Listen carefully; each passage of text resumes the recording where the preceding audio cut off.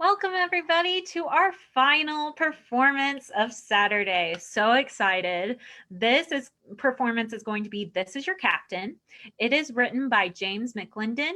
It is starring Chris Daria, Whitney Hall, Jasmine Jones, Brian Lyons-Burke, and Melinda, Massie, and it is directed by Clare, Shaffer.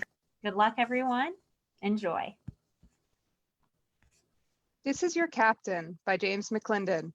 A commercial jet, the present time. 3 passengers sit side by side.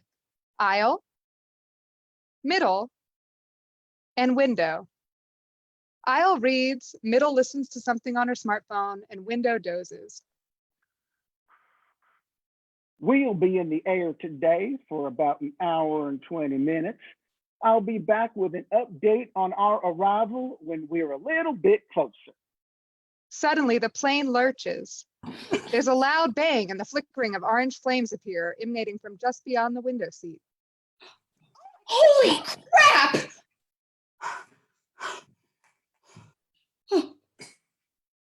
I think the engine exploded. God, it's on fire, and that wing is full of jet fuel. Oh. Hey, folks, this is your captain again from the flight deck. Those of you on the right side of the plane may notice an orange glow coming from our #1 engine. A glow? It's a fireball.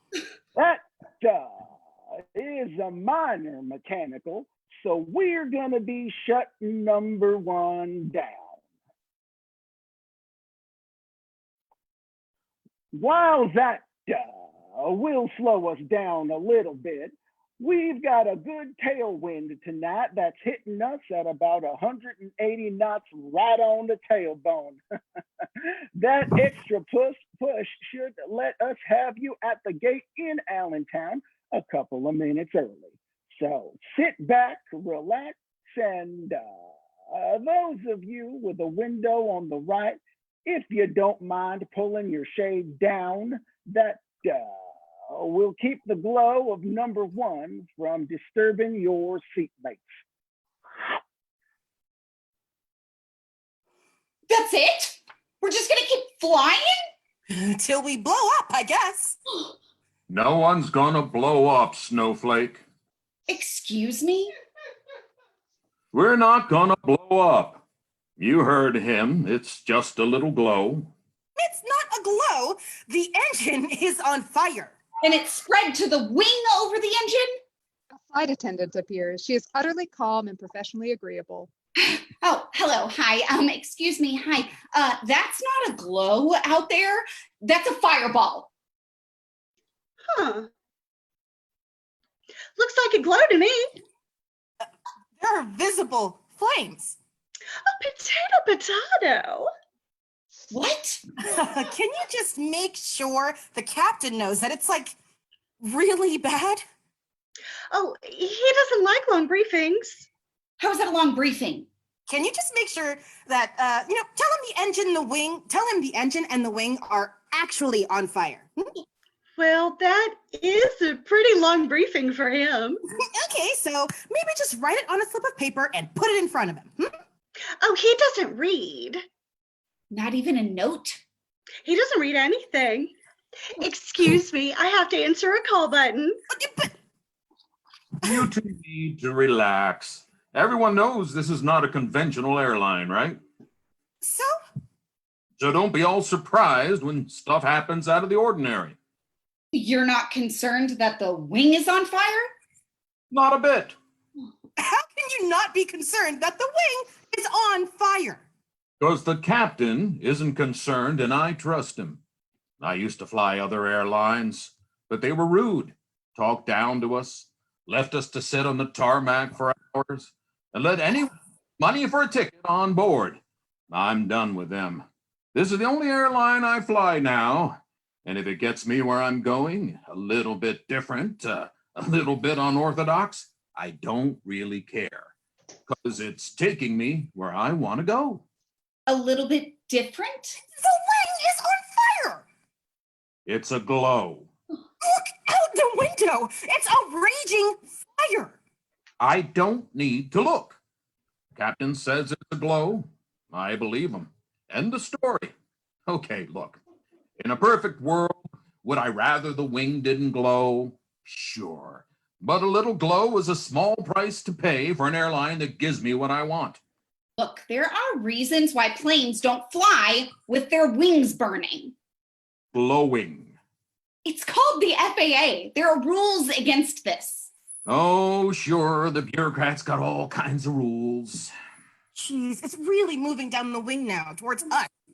Rules and regulations and all red tape and all sorts of rigmarole. Rigmarole? Look, a rule against a plane flying while its wing that contains 5,000 gallons of highly flammable aviation fuel is on fire is not rigmarole. It's stifling innovation. It's saving lives. Potato, look, for like 100 years, you couldn't plane in this country with the wing on fire. And everyone got used to that. Like that was the only way an airline could be. And then this airline comes along and proves, no, it's not the only way.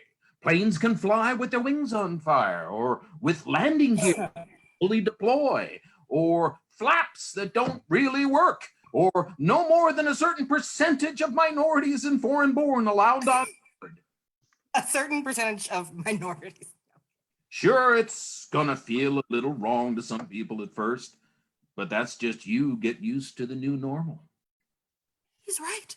Almost everyone on board is white. The new no, but this is totally against federal regulations. And sure, the swamp don't like having its control challenged. The swamp? All the vested interests, like those other airlines and the FAA, of course they're gonna scream bloody murder, and the deep state is gonna plant stories that fake news is gonna report on, like how a plane with its wing on fire flew on to its destination instead of making an emergency landing, like it's a big deal. But what they're not going to tell you is how it arrived on time and how the lower maintenance costs made it real cheap, because that story don't fit their narrative. So, Oh, God. It's really right up to the cabin now. Hi again, folks. From the flight deck, you on the right-hand side of the aircraft may have noticed that the glow Fireball? is a little bit closer than it was. So I'm going to do some maneuvers to try to push the glow away from you. And without getting all technical, well, I'm sure y'all know what a barrel roll is. Oh, my God. What?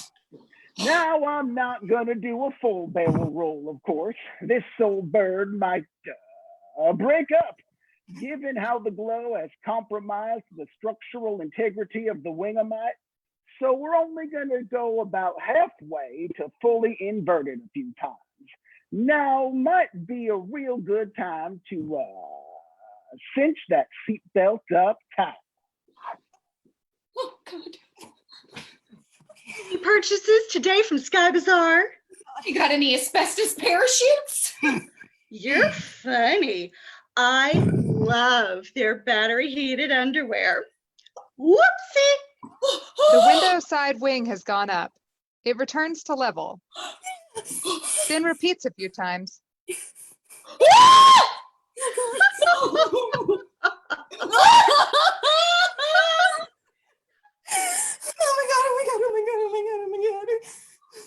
This is nothing. I mean, there's hardly any smoke in the cabin. Now, the New York to LA run, half the time you can't see 10 rows either way by the time you land. This is like a rocking chair. This is insane. Why doesn't he just land the plane? He knows what he's doing. Any purchases today from Sky Bazaar? he's playing three-dimensional Monopoly, and you're playing Chutes and Ladders. No, he's not. He's totally reckless. Maybe reckless is just what disruption looks like to you. Maybe this is what murder-suicide looks like. Doing something different, something the so-called experts say is crazy is what I call exactly right. Airlines been run wrong for so long, we don't know what quality looks like anymore. I'm pretty sure it doesn't look like an Airbus A320 with its wing on fire. Oh my God! Oh my God, the floor is getting warm. Oh, Nice. My feet were getting cold. We've got to do something. what can we do? We could rush the cockpit. Do you know how to fly a commercial jetliner? No, okay. But we can't know what we know and not do anything. Then let's make a plan. All of us together. Hey, everyone! The wing is on fire, and we're gonna blow up if we don't do something. Who's with me? It's just a glow, people. The captain knows what he's doing better than Snowflake here. Who's with me? Oh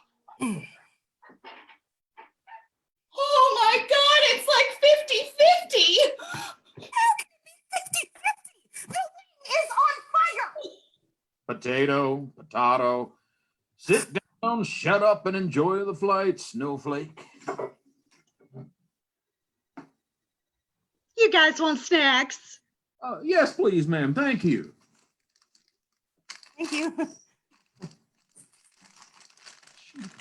Ma'am? Ma'am?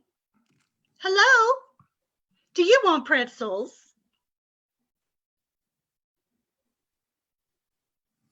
Blacked out. End of play.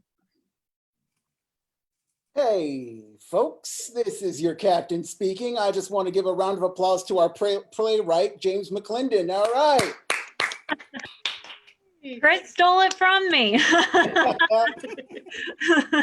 Good job, everybody. We would like to invite James Mclindon onto the screen for a Q&A. Audience, let's have some questions for James. I'm excited to talk to you about this amazing work. It's hilarious, hysterical, and out of the box. So, but first, I would like to ask you, where are you sheltering in place? I am in Vermont right now. Okay. Having How's it going up? A little bit of snow up here. So snow, that we don't know what that is in Dallas at the moment.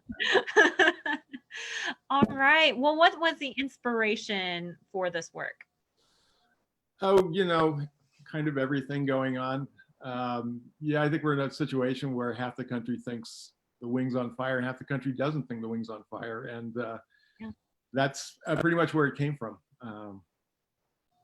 Yeah. I really liked It's Just a Glow. And I feel like there's a lot of parallels. So talk to me about the parallels with, I mean, bringing the minorities into it and the comet snowflake. Tell me a little bit about that. Well, you know, it all kind of devolves into a fight among the passengers about how bad the situation is, if the situation is bad at all, and what should be done about it. And, you know, the satire is just meant to reflect the divisions in the country right now, and where everyone is at with it. You know, it's not a literal exact reflection, more suggested, but emotionally, at least to me, it feels like how things are feeling these days. Yeah. I could really relate to some of the passengers kind of freaking out and then other people not freaking out. And it kind of reminded me a little bit about what's happening, how so many people were saying, it's just a flu. It's just a flu. And now it's blown up into this big disaster. We do have some comments, lots of bravo, awesome, loved it. And then Chris, one of the actors, said, I love how Window uses potato after he hears it from the attendant. It's my favorite bit of symbolism at how the information is taken at face value and repeated like gospel. Well, thanks. So let me thank the cast and the director. It was just a wonderful job. This is the first time I've heard it, so it's a lot of fun for me, and I've learned a lot about the play just listening to it. And I also appreciate the way you guys use the Zoom technology for it. It's, I think all playwrights right now are trying to figure that out because a lot of things are going up online. And I learned a lot about the technical side of it too, just watching what you guys did. So thanks for that. Absolutely. Well, what would you say is the inspiration for the individual characters in the piece? Again, I think they're just trying to replicate the voices in the country right now where, like it's sort of like you were saying, half the country or a lot of the country thinks we need to shelter in place. And there are people now starting to say we need not to be told to do that. And it seems on every issue right now, we are just split right down the middle. So that was the attempt with respect to who was in the play. Yeah. Well, what is your process for writing? I do try to write every day. I find I usually start a play like this, and this one started with a couple of characters in a situation. I'm not sure when I start what the play is going to be about, but I get a couple of characters who, feel to me like they have some inherent interest in them.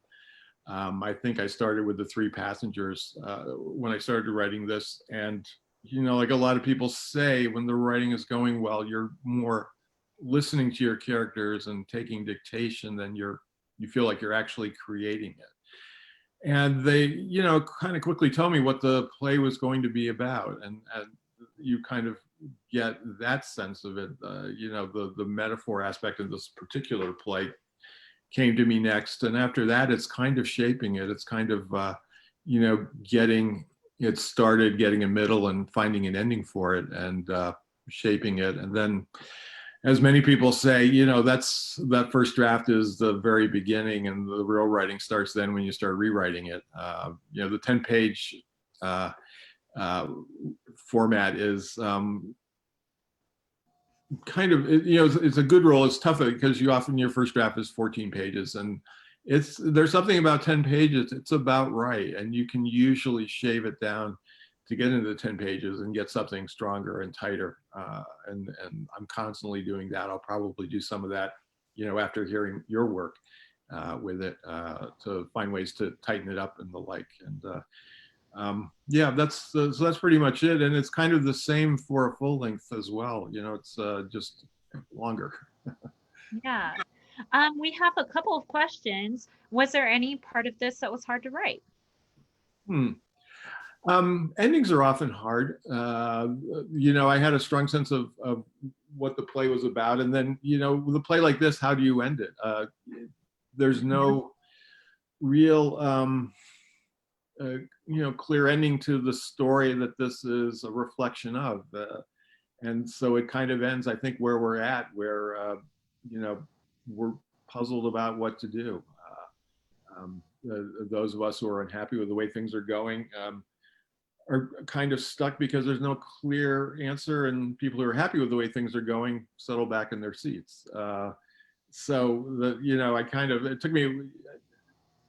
of felt the need initially, or the desire initially, to have a stronger dramatic action at the end of it. And I realized over time that the ending just kind of being an ending of the action rather than anything definitive was appropriate for this piece.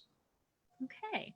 Well, we have some comments as well. Probably already said, this is from Christian Ty Edwards.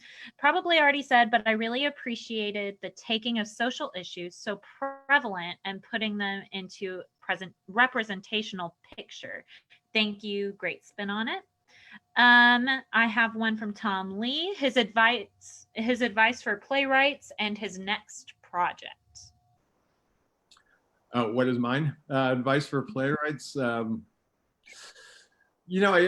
write about what interests you and what you know, and try to write every day if you can.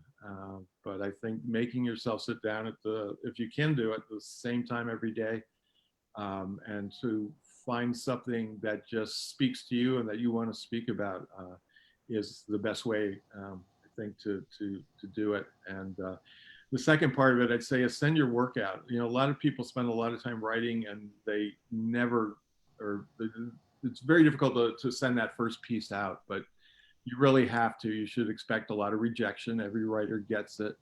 But if you don't start sending it out, you never take the important next step of hearing it in actors' voices and seeing actors, you know, move through space with your words and your action. And that part of it is essential. You know, this play will develop a lot from this reading today and from future productions of it, because until a playwright actually sees actors trying to handle the material, you can only go so far with it in terms of rewriting it. And so I'd say, you know, get your work out there, get a reading. If you can't get a reading, you know, through a theater right away, get some friends together to read it for you, because that's often a very useful way to hear it for the first time. Yeah. Neil Lerner has a question. He says, why did the one character accept the snacks? She seemed to capitulate to Captain's view. Yeah, I think a couple of them are the middle person, the aisle person, or I think the stage direction is they're kind of stunned and they drop into their seat with their Cheez-Its. A lot of us are sheltering in place with Cheez-Its right now, or their moral equivalent. And so that's, you know, that was the intention with that part of it. And I think the person on the aisle is, you know, it's hard to do a lot of this in a Zoom presentation. I thought you guys extracted everything out of the medium that you could. You know, in a full production, I think the aisle person would remain standing and kind of stunned as well. And they're, you know, there's kind of, you can see them both at the same time, and they're kind of both at a loss about how to proceed next, which I think is the condition of a lot of people right now. That makes sense. Tom Lee asks, where do you get your best creative spark? This obviously was inspired by political circumstances. Is that what kind of sparks your creativity, or are there other subjects that you are inspired by? No, I'm all over the lot. This is one thing, but no, I think, you know, where a lot of my ideas come from, several sources. You know, one thing, reading the paper every day sparks a lot of stuff, but I don't write about political things all the time, or even most of the time. I think a lot of other things come from, I often find reading other plays is useful, because I've often had the experience of reading a play and I think it's going to go one way and it goes another way. And I get real interested in the way I thought it was going to go. And sometimes that sparks something in me. Yeah.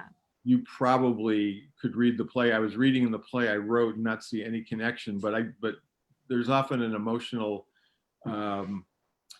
change that I thought the play was going to take that becomes the basis of my play. And I've often found that very useful. Amazing.